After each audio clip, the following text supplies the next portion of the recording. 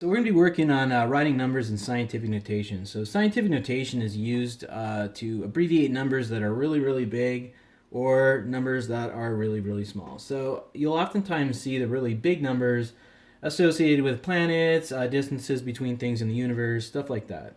So what I'm going to do is I'm going to write the distance to Mars in scientific notation. And the way that you do it is you simply just place the decimal. You have to place the decimal into this number so that the number is between 1 and 10. Okay, so that's an important part. The number has to be between 1 and 10. So what I'm going to do is I want the decimal to move right here. So I put it right between the 4 and the 3. But understand that the decimal right now is right here on the end of the number. So what I'm going to do is I'm going to move it. So I'm going to go 1, 2, 3, 4, 5, 6, 7. So this number is 4.367 times 10 to the 7th power. Okay? The distance to Pluto. So I'm going to put the decimal somewhere on here so I get a number between 1 and 10, and it's going to go right here.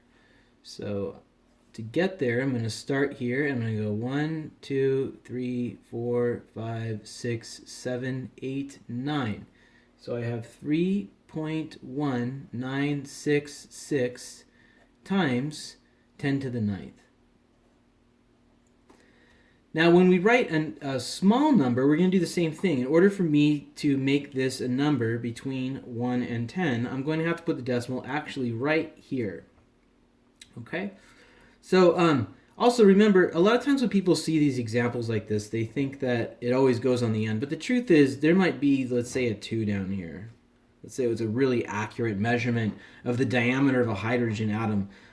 That's very, very small. But it just has to stop as soon as the number is between 1 and 10. So I'm going to now go the other way.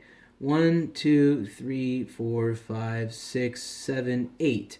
So this is 5.2 times 10 to the negative 8. Okay? So I'm going to pause here for a second, because how do you know when you write a negative exponent versus a positive exponent? Well, it's really easy. If it's a really big number, the exponent's going to be positive. If it's a really small number, it's going to be negative. And let me tell you why that is. If you look at the exponent rules, negative exponents mean fractions, and I would say that this diameter of a hydrogen atom is definitely a fraction of something, so that's how you know it's negative. Some kids will say, oh, if you go right, do this, if you go left, do that. But I wouldn't do that, because sometimes you have to write these numbers the other way, and remembering things like that is just confusing. Just remember, big numbers, positive exponents, small numbers, negative exponents. So here's another small number, the diameter of a single red blood cell. So let's say that I want it to go right here so that it becomes 7. So I'm going to go 1, 2, 3, 4, 5, 6.